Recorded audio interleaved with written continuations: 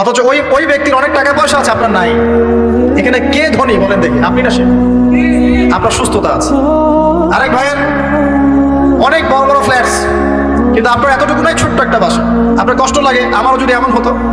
ওই বাসায় গিয়ে দেখলেন যে ইন্টারনালি সে ব্যক্তি সুখে নাই, তার পরিবারে অশান্তি, বিদ্যুৎ ভালোবাসার বন্ধন নাই, আপনার পরিবারে আছে। একটা রিক্সাওয়ালা সারাদিন রিক্সা চালিয়ে 500-1000 টাকা আর্ন করে বাসায় চলে গেল, গিয়ে বাসা আলু ভর্তা, ডিম ভাজা, ডাল দিয়ে ভাত খাচ্ছে, সুখে আছে দিব্যি, বউয়ের সাথে গল্প করছে, চাঁদ দেখছে। আর সেই তো কবে আপনি ওয়াইফ কিনে চাঁদ দেখেছেন ঠিক নাই। আপনি টাকা অর্জন করার নেশায় বছরের পর বছর স্ত্রী থেকে দূরে আছে, দেখারই সৌভাগ্য হয়। আসলে সুখ কাকে বলে? সুখটা কি জিনিস? ঢাকাবাসীকে সুখ বোঝানো দরকার। সুখটা কি জিনিস? সুখটা হচ্ছে ইন্টারনাল পিস। যখন আপনি বা আমি নিজেকে বলছি, যখন আমরা আল্লাহকে পাবো, আল্লাহ পাকের ইবাদতের মধ্য দিয়ে, রাসূলের সুন্নতের মধ্য দিয়ে অল্পে তুষ্ট থাকতে পারবো, যা আছে এতে শুকরিয়া আদায় করবো, আপনার হচ্ছে সুখী মানুষ দুনিয়াতে কেউ নাই দুনিয়াতে। কিন্তু বস্তুবাদিতা আপনাকে এই আকীদা আদর্শ থেকে সম্পূর্ণ ডিমোটিভেট করবে। আপনাকে খালি চাই চাই আরো চাই, ওই যে দু হাতে যাবো হাত পেতে নাও, বাকির খাতা শূন্য থাকার। আমাদের দর্শন দু হাতে যাবো হাত পেতে নাও না, বরং দুনিয়াতে যতটুকু পাও এতটুকুতে সন্তুষ্ট থাকো, বাকির খাতা শূন্য থাক না, বাকির খাতা পূর্ণ হোক।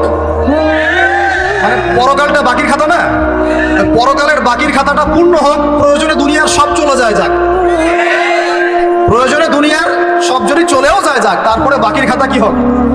পূর্ণ হোক। এটাই আল্লাহ রাব্বুল আলামিন সূরা আ'লার মধ্যে বলছেন, বাল তুসিরুনাল হায়াতাদ দুনিয়া, তোমরা এই দুনিয়ার জীবনটাকে প্রাধান্য দিয়ে থাকো। ওয়াল আখিরাতু খায়রুম ওয়া আবকা, কিন্তু আখিরাত হচ্ছে সবচেয়ে উত্তম এবং চিরস্থায়ী। তো প্রিয় ভাই এবং বোনেরা যারা আলোচনা শুনছেন, আজকে আমাদের প্রথম সবক হওয়া উচিত দুনিয়ার নেশায় আমরা না পড়ি। আল্লাহ পাক আমাদেরকে তৌফিক দান। এর মানে এই না আমরা দুনিয়ার প্রোগ্রেসে যাব না, অবশ্যই যাব, আমরা অবশ্যই যাব। পুরো নেশন, জাতিগতভাবেই আমাদেরকে এই ওয়ার্ল্ডের সমকক্ষ তো হতে হবে, হবে কি না? আমরা কি ওয়ার্ল্ডের সমকক্ষ হতে পেরেছি? আপনাদের কি মনে হয় যে মিলস, ইন্ডাস্ট্রিজ, ফ্যাক্টরিজ, সেতু, ফ্লাইওভার এইগুলো করলেই মনে হয় যে ওয়ার্ল্ডের সমকক্ষ হওয়া যায়? প্রত্যেক জনগণ ভিতর থেকে সুখী কিনা, তাদের অন্ন, বস্ত্র, চিকিৎসা, শিক্ষা, বাসস্থান, এই যে মৌলিক চাহিদা, বেকারত্ব ঘোচানো, 3 বেলা খাওয়া খেয়ে পরে বাঁচা, জীবনের অধিকার, সিকিউরিটি, এই জিনিসগুলো আমাদের নিশ্চিত হচ্ছে কিনা, এটা হচ্ছে আপনার উন্নতির মানদণ্ড। উন্নতির মানদণ্ড কি? আমরা এখন যেখানে আছি না, 1776 সালে অ্যাডাম স্মিথ তার চেয়ে আগের জায়গায় ছিল। 1776 সালে অ্যাডাম স্মিথ একটা বই লিখেছেন, তার নাম হচ্ছে যে দি ওয়েলথ অফ নেশন, এই কিভাবে একটা রাষ্ট্রের ওয়েলথ ফাংশন করে। ওই 1776 সালে তিনি যে চিন্তাগুলো করেছেন, এখন পর্যন্ত আমরা সেই চিন্তা বাস্তবায়ন করতে পারি নাই। 1776 সালের চিন্তা, কিন্তু ওই চিন্তা বাস্তবায়ন করেছে পশ্চিমারা। পশ্চিমা সভ্যতা যেটা আপনি দেখছেন দাঁড়িয়ে আছে, এই একটা বইয়ের উপর দাঁড়িয়ে আছে। যেমন একটা এক্সাম্পল দিই, আলোচনাটা কঠিন হয়ে যাবে, অন্যদিকে যাব। আমরা মনে করি যে অর্থনীতি আমরা নিয়ন্ত্রণ করব, ঠিক আছে, অর্থনীতির পুরো বিষয়গুলো আমরা নিয়ন্ত্রণ করে আমরা সমৃদ্ধি নিয়ে আসবো। আসলে বিষয়টা কি জানেন? অর্থনীতির নিজের একটা ফ্লো আছে, ও নিজেই নিজেকে নিয়ন্ত্রণ করে, এবং তার উপর একটা ইনভিজিবল হ্যান্ড থাকে, অদৃশ্য হাত, যেটা আমরা বলি আল্লাহ রাব্বুল আলামিন। আল্লাহ রাব্বুল আলামিন এই পুরো অর্থনীতিকে নিয়ন্ত্রণ করে। আমরা যখন সেটাকে ইন্টারফেয়ার করতে যাব, তখন ইকোনমি কলাপস করে যাবে। এই যে করছে কলাপস। আরো ব্যাপার আছে, শুধু ব্যবসা, অর্থনীতি, এক্সপোর্ট ইম্পোর্ট, এগুলোকে তিনি জাতির মানদণ্ড বলতেন না। তিনি বলতেন যতক্ষণ পর্যন্ত জাতির প্রত্যেক ব্যক্তির মধ্যে এথিক্স না আসবে, নীতি যতক্ষণ পর্যন্ত না আসবে, আপনি করাপশন থামাতে পারবেন। তাই হয়েছে না? শুধু ব্যবসা না, আদর্শ কতটুকু আছে? এই যে আপনি দেখছেন বিভিন্ন জায়গায় ভেজাল খাবার খাওয়াচ্ছে, ওদেরকে টাকার অভাব আছে? ওদের টাকার কিন্তু অভাব নাই। নেম ফ্রেমের কোনো ঘাটতি আছে? এস্টাবলিশড বিজনেস, তাহলে কেন আপনাকে ভেজাল খাওয়াবে? কারণ তার মধ্যে এথিক্স নাই, নীতি নাই। এই জন্য জাতির প্রত্যেক সদস্যকে, মানে প্রত্যেক জনগণের প্রত্যেককেই আগে নীতিগত শিক্ষা দেওয়া উচিত। আর এই কাজটাই করে ইসলাম। সুবহানাল্লাহ। এই এথিক্স এবং নীতি শেখায় কে? ইসলাম। ইসলামের চেয়ে সার্বজনীনভাবে এবং যুগোপযোগীভাবে কেউই এথিক্স শেখাতে পারবে না। কাগজে কলমে অনেকে অনেক কথা বলতে পারে, প্র্যাকটিক্যালি শেখাবে কে? ইসলাম। এখন বলতে পারেন তাহলে মুসলিমদের মধ্যে দুর্নীতি কেন, মুসলিমদের মধ্যে কেন এই সমস্যাগুলো হয়? উত্তর একটাই, ওই যে স্যার বলে গেলেন, আমি বিভিন্ন ওয়াজে যে এক এক জায়গায় এক এক কথা বলে। উত্তরটা কি? উত্তরটা হচ্ছে যে কোরআন এবং সুন্নাহর সঠিক যে শিক্ষাটা আছে, এই শিক্ষাটা আমরা অনেকেই বাস্তবায়ন করতে পারছি না। এটা আমাদের ব্যর্থতা। এটা কাদের ব্যর্থতা? এটা আমাদের ব্যর্থতা। এখানে আমাদের ব্যক্তি স্বার্থ থাকতে পারে, এখানে আমার জ্ঞানের স্বল্পতা থাকতে পারে, আমার ভিতরে অহংকার থাকতে পারে, বা আমি অল্প শিক্ষিত হতে পারি, এবং এমন হতে পারে আমার জ্ঞানটা যুগোপযোগী না। ইসলামিক জ্ঞান আমার মধ্যে আছে, কিন্তু কিভাবে এই জ্ঞান দিয়ে ওয়ার্ল্ডকে ডিল করবো এই জ্ঞানটা আমার মধ্যে নেই। এই কারণে আমরা হয়তোবা ইসলাম কোরআন সুন্নাহ হাতে থাকার পরেও এই সমস্যাগুলো ফেস করছি। প্রথম সমস্যা হচ্ছে বস্তুবাদিতা।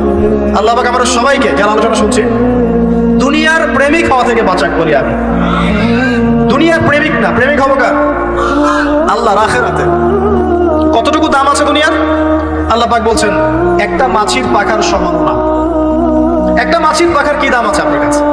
আল্লাহ পাক বলছেন পুরো দুনিয়ার দাম আমার কাছে যদি একটা মাছির পাখার সমান হতো, তাহলে এই দুনিয়াতে কোনো কাফের মুশরিক পানি পান করতে পারত। তার মানে এই দুনিয়াতে যা করো করো, আমার তো কোনো দামই নাই দুনিয়া। কালকেই তো আমি দুনিয়া ধ্বংস করবো। আর ওই যে দুই জাতির কথা বললাম, জিন এবং মানব জাতি, আপনারা সূরা আর রহমান পড়বেন। রহমান নামটা অনেক ব্যাপক, দয়াময়ের নাম। তার মানে আল্লাহ পাক মার্সিফুল, মোস্ট মার্সিফুল। কিন্তু এই সূরা আর রহমানে একটা ভয়ঙ্কর আয়াত আছে, কি? সানাফরুগু লাকুম আইয়ুহাস সাকলান। হে মানুষ এবং জিন, হে মানুষ এবং জিন, শীঘ্রই আমি তোমাদের দুইটা জাতিকে ডিল করার জন্য ফারেক হচ্ছি, অপেক্ষা করতে থাকো। মানে আল্লাহ পাক কুল্লু ইয়াউমিন হুয়া ফি শাআন, মানে আল্লাহ পাক কি করেন? সব সময় তার কাজে ব্যস্ত আছেন। মহাবিশ্বের তো গ্রহ নক্ষত্র গ্যালাক্সির অভাব নাই, মাখলুকের কোনো অভাব নাই। আল্লাহ পাক প্রত্যেকটা মুহূর্তেই তার কাজে ব্যস্ত আছেন, তার কাজে শানে ব্যস্ত আছেন। কিন্তু এই ব্যস্ততা থেকে ফারেক হবেন কাদের জন্য? মানুষ আর জিনের জন্য। মানুষ আর জিনের জন্য। আল্লাহ পাক বলেন সানাফরুগু লাকুম আইয়ুহাস সাকলান। দাঁড়াও, দুনিয়ার মধ্যে এইসব করে বেড়াচ্ছ, তোমাদের দুই জাতির জন্য আমি অচিরেই ফারেক হব ইনশাআল্লাহ। ওইটাই হলো কিয়ামতের দিন। যদি ওই দিনটা আমরা মাথায় রেখে চলি, ইনশাআল্লাহ আমরা কেউ বস্তুবাদী হব না ইনশাআল্লাহ। আল্লাহ পাক আমাদের সবাইকে দুনিয়ায় মুসাফিরের মতো থাকার তৌফিক দান। আমরা উন্নতি করব, অবশ্যই অগ্রগতি করব, আমরা সবকিছুই করব, কিন্তু দুনিয়ার পূজায় ডুবে যাব না। এটা একটা বড় চ্যালেঞ্জ। মানে মধ্যমপন্থী থাকতে হবে, না একদম গোলালু মার্কা আর না চরমপন্থী, মাঝামাঝি থাকার চেষ্টা করতে হবে। আল্লাহ তৌফিক দান করবেন। ঢাকাবাসীর জন্য এর চেয়ে বড় কোনো নসিহত হতে পারে। ঢাকা থেকে, ঢাকার মতো যত মানে সিটিজ, মেগা সিটিজ আছে সারা ওয়ার্ল্ডে, তাদের জন্য এটাই প্রথম নসিহত, বস্তুবাদিতা ত্যাগ করতে হবে। বস্তুবাদিতা। আল্লাহ পাক আমাদের সবাইকে বাকির খাতা পূর্ণ করার তৌফিক দান করুন। এখন একটা লক্ষ্য পেলাম, কি জন্য দুনিয়া এসেছি? আল্লাহর ইবাদত করার জন্য। এখন অনেকে ভুল বুঝে প্রশ্ন করতে পারে, তাদের জ্ঞানের স্বল্পতা। আমি ওদেরকে দোষারোপ করবো না, কারণ আমাদের শিক্ষার সমস্যা আছে। আমরা তো সবার মাঝে ইসলামিক সার্বজনীন শিক্ষা দিতে পারছি না। এই কারণে অনেকে প্রশ্ন করতে পারে, তাহলে কি সারা জীবন আল্লাহ বিল্লাহি করতে হবে? আমি কি সারা জীবন তাসবিহ তাহলিল জিকির আজকার নামাজি পড়ে বেড়াবো? তাহলে এটা হলো তার ভুল বুঝ। এই আয়াত সম্পর্কে ভুল ব্যাখ্যা। সঠিক ব্যাখ্যাটা কি? সঠিক ব্যাখ্যা হচ্ছে সূরা হাশরের 7 নম্বর আয়াত। কত নম্বর? সূরা হাশর 7 নম্বর আয়াত। আল্লাহ পাক বলেন ওয়ামা আতাকুম রাসূলু ফাখুযুহু। রাসূলুল্লাহ সাল্লাল্লাহু আলাইহি ওয়াসাল্লাম তোমাদেরকে যা যা দিয়েছেন সব নিয়ে নাও। ওয়ামা নাহাকুম আনহু ফান্তাহু। রাসূল যা থেকে বিরত থাকতে বলেছেন সমস্ত বিষয় থেকে দূরে থাকো। এখন এই আয়াতটাকে সামনে রেখে কোরআন সুন্নাহকে যদি আমরা ঘাঁটি, আমরা দেখব রাসূলুল্লাহ সাল্লাল্লাহু আলাইহি ওয়াসাল্লাম পেশাব পায়খানা ইস্তেনজা করা থেকে শুরু করে রাষ্ট্র চালানো পর্যন্ত প্রতিটা কাজের হেদায়েত দিয়ে গেছেন। আলহামদুলিল্লাহ। এটা কেউ মানি বা না মানি দিয়ে গেছেন, এটা বিশ্বাস করতে হবে। আমল করতে পারি বা না পারি, নবী দিয়ে গেছেন, বিশ্বাস করতে হবে। দলিল চাচ্ছেন, আপনি সহিহ বুখারী খোলেন, মুসলিম খোলেন, তিরমিজি, নাসাই, আবু দাউদ এগুলো খোলেন, দেখবেন আপনি ইস্তেনজা করবেন কিভাবে, বসবেন কিভাবে, ঢোকার সময় কোন পা দিয়ে ঢুকবেন, বের হওয়ার সময় কোন পা দিয়ে বের হবেন, ইস্তেনজা করার সময় কথা বলতে পারবেন কিনা, কতটুকু বলতে পারবেন, গোসল কেমন করে করবেন, ওযু কিভাবে করবেন, আপনি আগে কি পা থেকে শুরু করবেন নাকি হাত থেকে শুরু করবেন, কিভাবে নামাজ পড়বেন, আগে গিয়ে সাজদা করবেন নাকি ইকামত হবে, আযান হবে, আল্লাহু আকবার তাকবীর দিবেন, কিভাবে নামাজ শেষে বের হয়ে আপনি ব্যবসায় চলে যাবেন, কিভাবে আপনি ব্যবসা করবেন, কিভাবে চাকরি বাকরি করবেন, সমাজের মানুষের সাথে মেলামেশা করবেন, মানুষকে দিনের দাওয়াত দিবেন, ইভেন কিভাবে আপনাকে যদি আল্লাহ ক্ষমতা দেন আপনি কিভাবে সোসাইটি মেনটেন করবেন, সমাজ এবং রাষ্ট্র মেনটেন করবেন, প্রতিটা হেদায়েত খুঁটিনাটি কোরআন এবং সুন্নাহ দিয়েছে আমাদেরকে। এই বিশ্বাস আগে রাখতে হবে। এই বিশ্বাস না রাখলে কেউ মুসলিম হতে পারবে না। I am very sorry to say, এই বিশ্বাস না করলে কেউ মুসলিম হতে পারবে না। আগে বিশ্বাস, তারপরে কাজ করতে পারেন কিনা সেটা পরের ইস্যু। এবং আমি বলে দিচ্ছি, এই যুগে আপনি 100% পারবেন না। সিম্পল। এই যুগে আপনি 100% পারবেন না, এটা স্বাভাবিক।